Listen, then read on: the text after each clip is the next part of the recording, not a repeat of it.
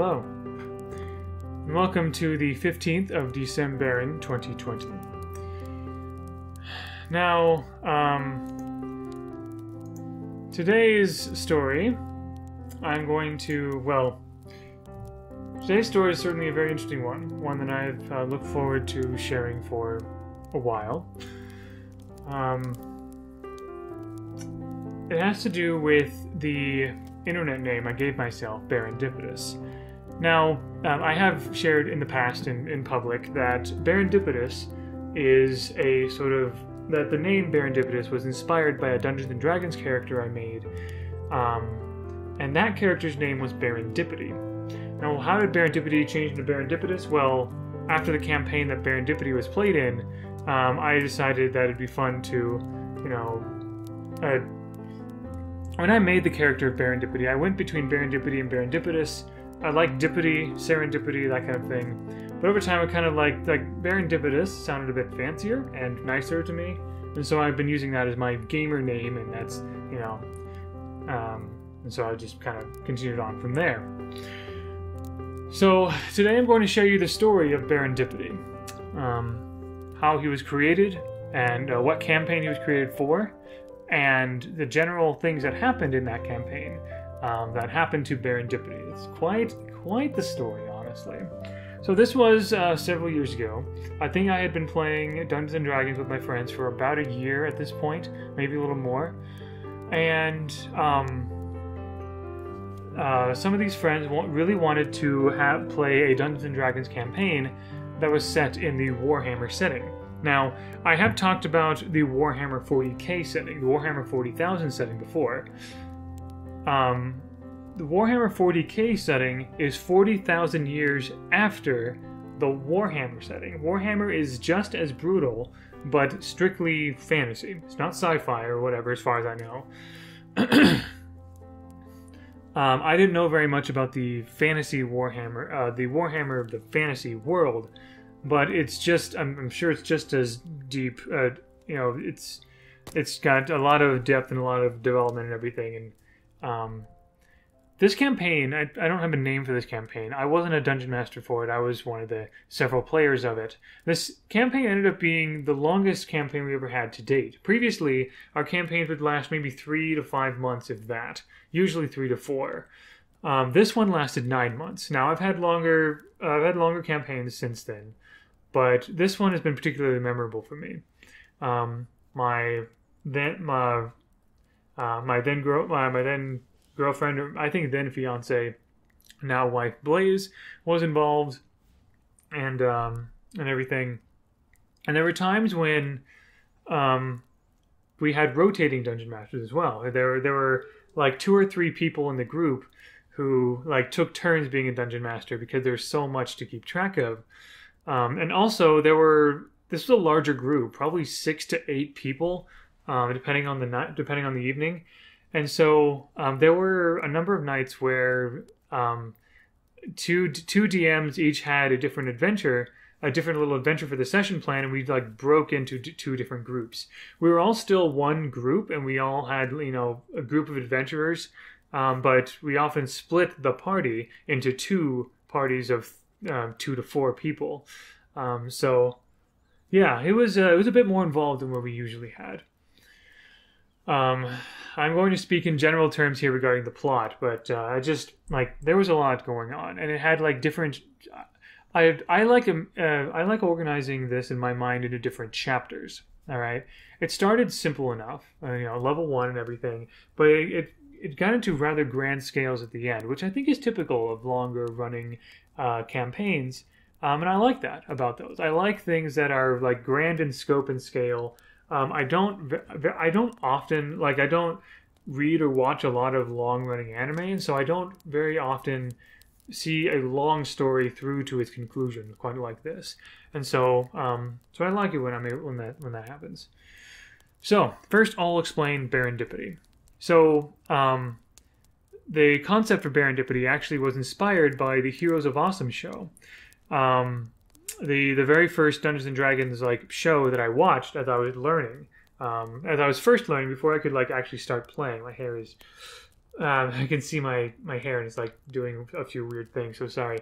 Anyway, um, so the first campaign of the Heroes of Awesome was called a War in Scarlet, and their second campaign was called Dominion of Esselund, and the dungeon master for A War in Scarlet was a player in Dominion of Esselund, and that player he created a character.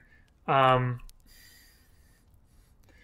forgot the character's name, but he didn't want to reveal the character's class. He even like when they shared the player's character sheets, he even like covered his character. He covered the image of his character sheet with different objects, specifically playing cards and poker chips and dice and so forth, because he wanted people to kind of guess what the class he was playing was, because he was doing something rather unconventional. He was playing a gambler character. But as I watched a number of episodes of the Dominion of Esselund, and I saw the things this gambler character was doing, like he had a mace, he had some healing spells and things like that. I was getting the impression that it was a gambler cleric, and I thought that was if that was the case, I thought that was a neat idea. So I made a gambler cleric of my own. I decided that this cleric would be someone who didn't believe much in like deities or whatever until a certain pivotal point in his life, which was during the campaign, by the way. He was just gifted. He thought that the magic and whatever, he thought that was just his luck. But he would eventually become a cleric, or a servant of Lady Luck herself. Lady Luck ended up being a deity in this version, in our version of the Warhammer world and cosmology, which I thought was cool. But yeah, gambler cleric, Baron Dippity. I just came up with that as sort of like a pun or whatever.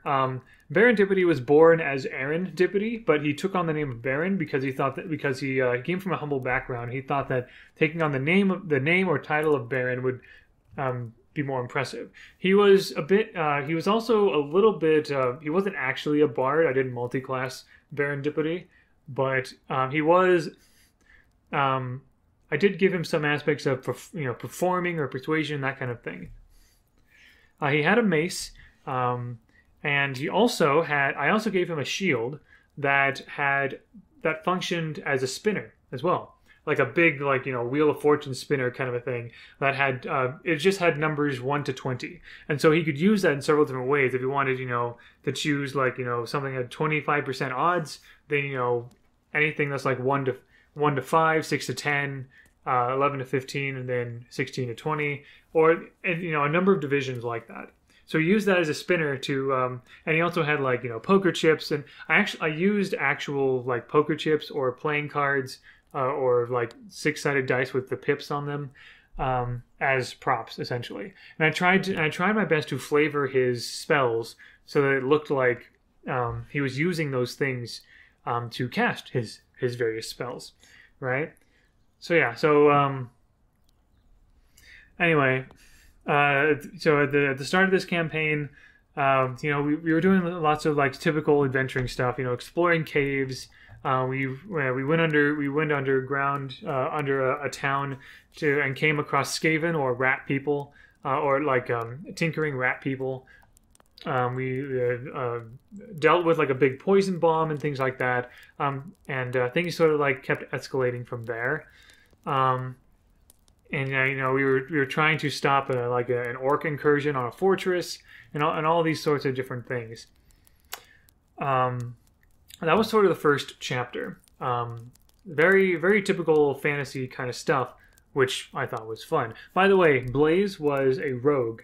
I think her character's name was Killian or something. Baron Dippity and Killian didn't get along very well, which I thought was kind of fun. I also remember we had a kobold in the group as well who did get along well with Killian. Rogue to rogue, that kind of thing. So that was sort of the first chapter. The second chapter was, I forget what the area in the Warhammer world is called, but essentially it's kind of like Curse of Strahd in Warhammer. Imagine, like Gothic horror, that sort of thing, right? Or it's sort of its own version of Transylvania with vampire lords and everything. And so this is where Baron Dippity's character really started to develop during the campaign. One of the main reasons why this campaign meant a lot to me, like even now, is that Baron Dippity grew as like I liked how I developed his character at first. He progressed so much, and all the characters progressed to such a degree throughout this whole thing for many different reasons. So in this Transylvania type, in this like Dracula Transylvania type place, we were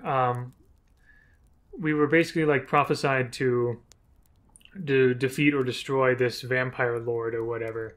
And the boss monsters in here, including this vampire lord, are just ridiculous. They're just like overpowered. Like there's no conceivable way that lowly adventurers like us could defeat it without some special means or whatever.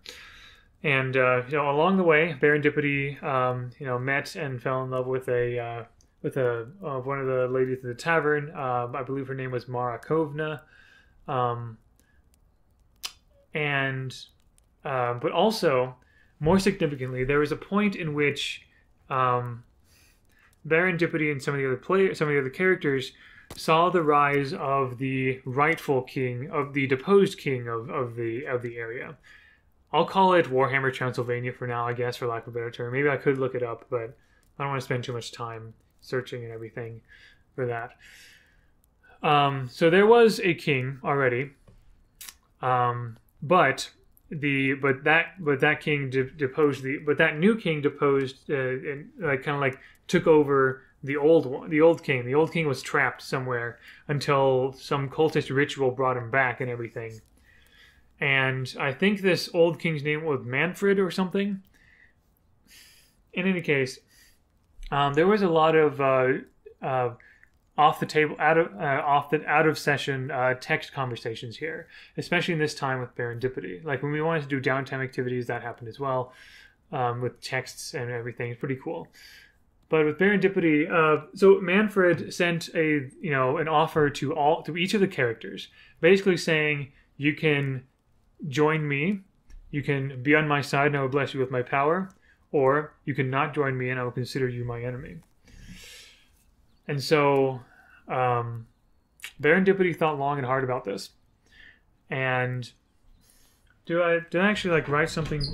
I feel like I wrote this down somewhere in my personal like D&D notes and stuff. Let me see here. I have a long list of notes from previous campaigns and everything, and so I'm curious if I have them saved somewhere. I think. No, not that.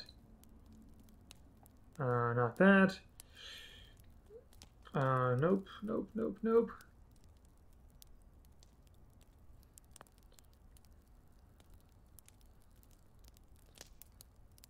Okay, here we go. I think I found it.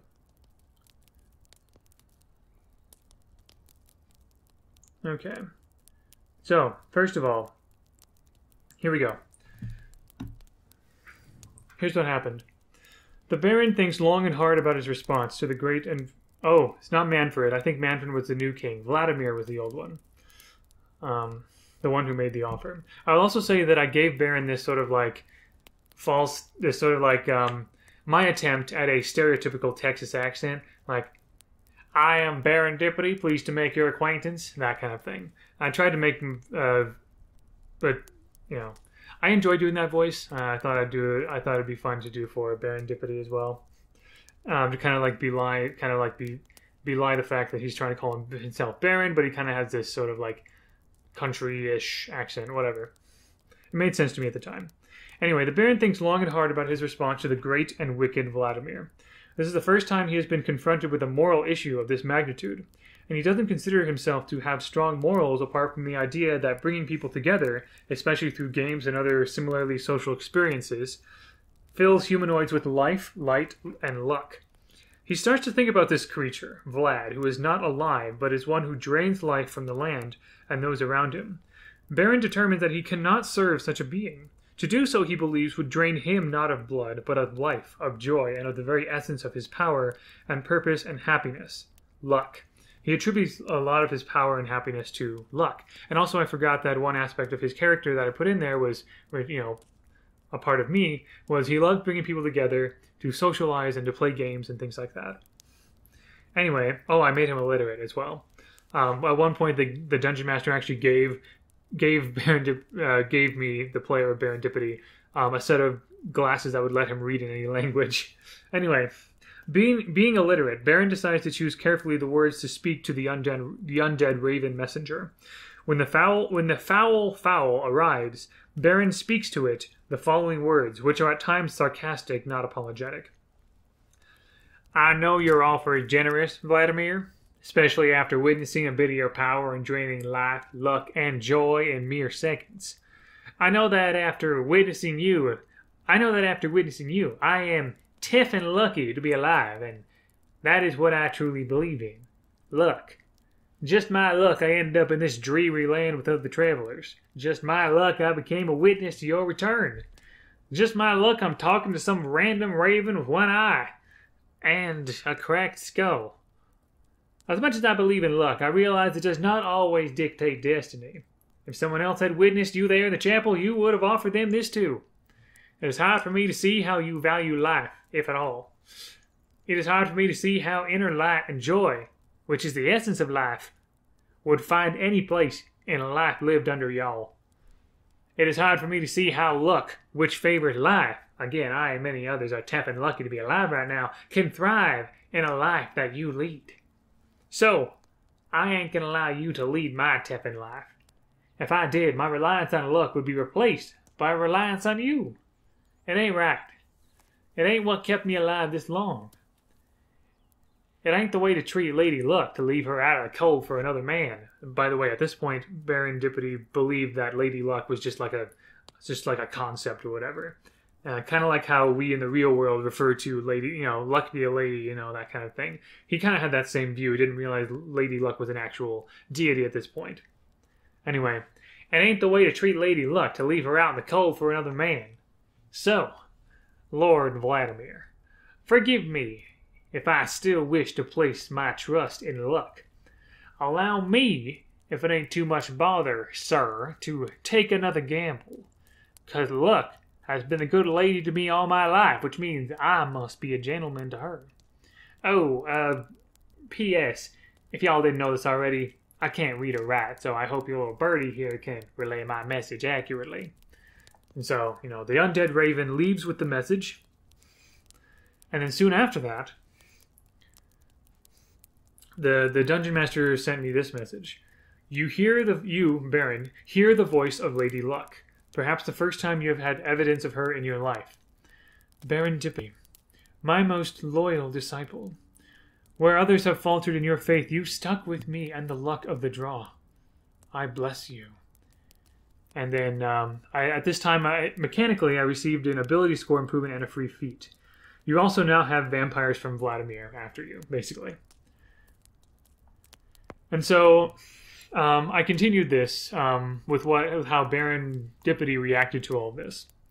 So I said, Baron spent most of the week carousing, but also brooding, waiting for a reply from Vlad, if any. If nothing else, he wondered what fortune had in store for him. Once he realizes who he hears, the manifestation shakes him. He never expected Lady Luck was real, just that he was gifted and lucky, so he has found favor in her eyes. It takes him an hour to truly recover from this revelation. He summons his willpower to continue on with his adventures in this dreary world. He, not sure quite how to respond to the lady, kneels upon the ground, closes his eyes, takes his lucky coin, which functions as his holy symbol. He takes the lucky coin to his lips and says, My lady, you are fickle, merciful, and wonderful. I will continue to earn your favor. Your voice has flipped me head over heels. Deal with me as I deal my deck against these adversaries of luck. No matter how the dice roll, I am yours.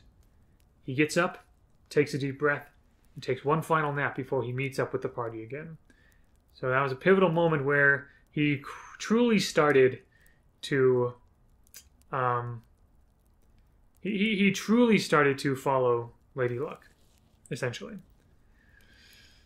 Oh yeah, I also wrote down the backstory I had for Baron Dippity. This might be fun. So a little pause on the story here. So he was a human variant cleric, and we called this at the time this open world campaign. So Baron Dippity, aka the Baron, is a lover of games, riddles, and puzzles. He always carries dice, cards, and the like to always be ready for a friendly game or wager. Even in hard times, he likes to wager a few copper or silver pieces on trivial matters. Despite his fun-loving nature, he is well armed with a mace as well as a custom shield he used. He has called his Wheel of Fortune because it can spin to randomly select one of, I think I originally said 12. I think I changed it to 20. He doesn't believe in a deity, except perhaps that Lady Luck herself must be watching over me, I guess, as he is known to say offhandedly. In reality, he is watched over and blessed with power by... at the time I made the character, I thought about the goddess Fortuna, but the DM just called her Lady Luck. He has the charlatan background. The Baron actually has no lineage to speak of, but he'd rather make others believe that he's worthy of the title. His first given name is really Aaron, but that's not too impressive. Despite his tendency toward illusions, he rarely actually cheats in a game. He feels himself a champion of the good people and a force against oppressive establishment. His morals can be compared to Star-Lord in Guardians of the Galaxy, so chaotic good. Apart from his chaotic good morals, Baron is exploring the world primarily to learn and play as many games as many different people as possible. He loves learning new games, and he has a deep-rooted belief in the power of games to bring fortune and goodwill to all people. Also, at any finishing blow or similar moment, I will be playing Karl Orff's O Fortuna in the background. Also, as a human variant, I'm taking the Lucky feat. So that's how I had him, basically.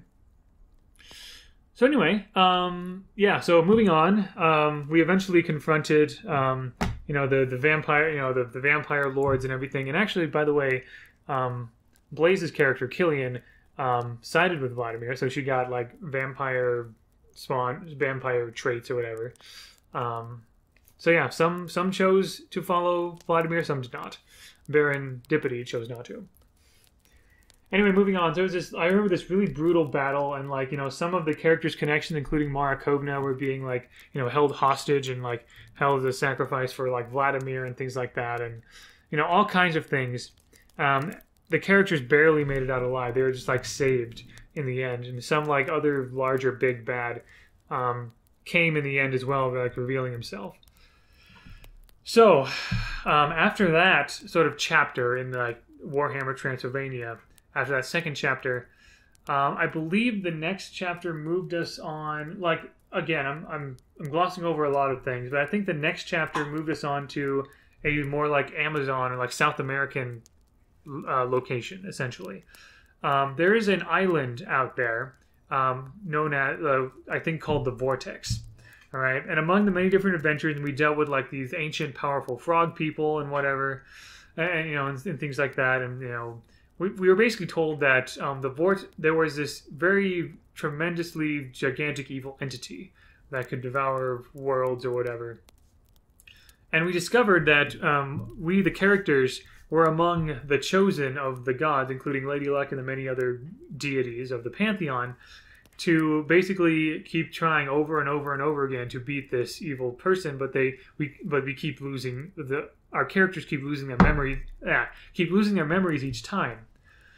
And this vortex, so there's this island, and there's with a tower, and in the tower there's this big vortex that siphons all of this magical energy from the world. You can still do magic no matter what, but without the vortex, magic would be even more powerful and more chaotic in the world.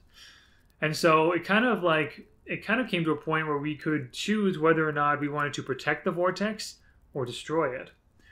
And Baron Dippity asked Lady Luck, what she thought, and she said, "Well, I was among the deities who opted to destroy the vortex, but I will leave that up to you to decide.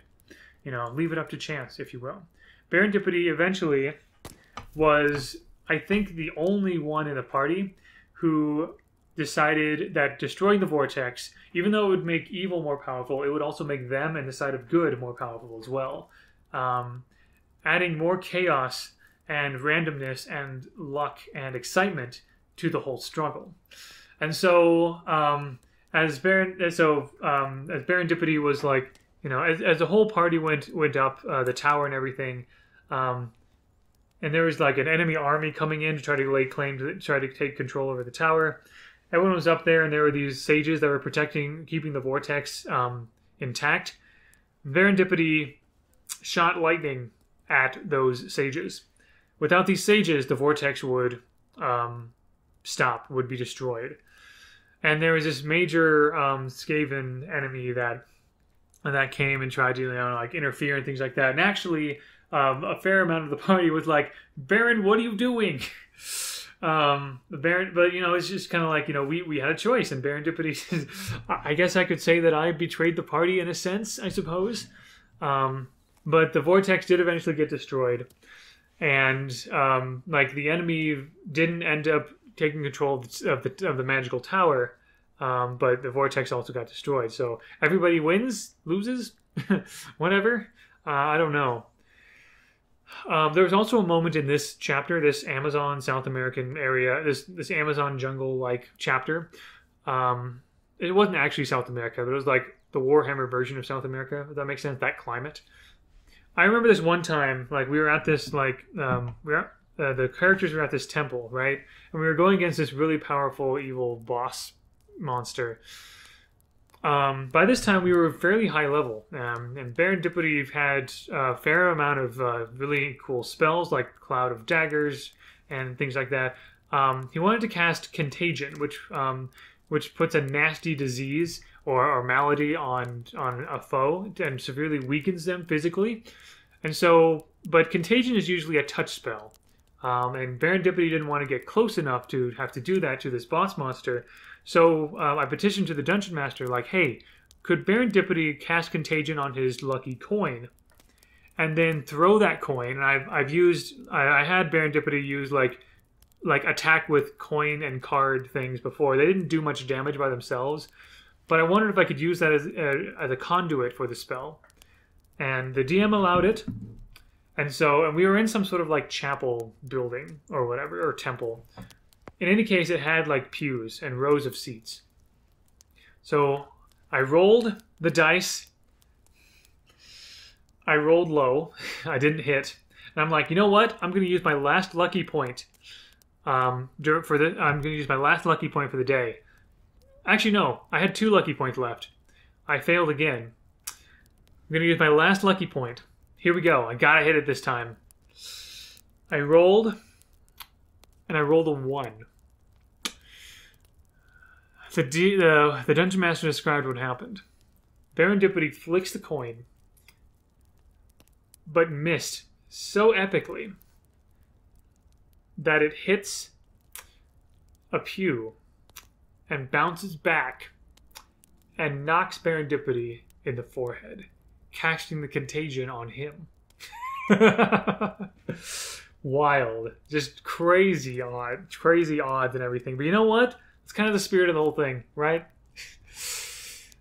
Man. The final chapter had to do with like a desert region with ruins and things like that. And there also there were lots of other things just throughout. There was sort of like a rival. One of the dungeon masters made a rival for Baron Dippity, like this gambler who's just kind of like who plays games with like people's lives and livelihoods, which is not what Baron Dippity was all about. And so there's a sort of a rivalry there, which was kind of fun. There was really fun like sort of heist situation going on, like sneaky and heist situation going on with at a certain like strictly controlled city. In the desert region, there was this like luxury ship, essentially, and we had to kind of like sneak around in there, and delve into dungeons, stuff like that. So yeah, but just like one chapter after another, one epic encounter after another, and Baron Dippity became more and more powerful. And I will say, I must confess here, I played the cleric magic wrong. Every time, like, I kept a list of all of the different cleric spells that I thought would be useful, and this is my first time playing a class that had prepared spells. I never prepared spells. I never told anyone this, like in the session, Like in the campaign itself, like while it was happening. Basically, if I had the spell slot, I used it. I realized I was cheating. I kind of justified it a bit with the fact that it was a brutal Warhammer setting, so we were challenged anyway. I don't plan to do that same thing again. Gosh, I cheated a lot with like how much I was able to use the spells and everything. But there you go. We all had fun. I really shouldn't have. Don't do that. As a general rule, don't do that. It's unfair to other people. But yeah. When the time finally came to conclude the whole campaign, this is the epilogue that I wrote. I said, Baron has always been a wanderer at heart. He has no place he calls home. Instead, he is at home wherever there are happy people. But after so many life-changing, world-shattering adventures, I don't think Baron would be content to go back to his old life of gambling and drinking in taverns all day. His view of the world has changed. He has changed. He would want to find new opportunities to improve the lives of common folk. He may find another woman to love someday. If he does, he will either always go back to her between travels or, better yet, traverse the world by her side. Baron will continue to be Lady Luck's companion in his travels, but more in deed than word. He sees himself as a conduit through which the lady will change people's chances of success or happiness one way or another, but always for the greater good. As he ages, I imagine Baron would continue as an advocate and the wise old man for common folk and especially adventurers, because he knows that the luck of the world often hinges on such individuals. I'll also say that at one point during some adventure in a lighthouse, Baron Dippity and other characters were polymorphed into animals, and Baron Dippity was polymorphed into a owl. And even after the fact, like he still had feathers like stuck in his hair, like, and that just kind of became the way it was ever since. The Dungeon Master did add a few things to this, though. Remember that luxury ship I mentioned? Baron Dippity was given that luxury ship as the successor, the sort of the inheritor of that. He became good friends and good acquaintances, even friends with the owner of that, and so he owned that luxury ship. He became the owner of that flying luxury ship, and all the games and all the everything he was in charge of. And also, he thought that Mara Kovna was dead from back in the vampire fight, but she wasn't. So Baron Dippity and Mara Kovna were able to spend the rest of their days together in piloting this luxury ship throughout the world. They would ferry adventurers all over the place. They would carry, help people have a wonderful time, things like that.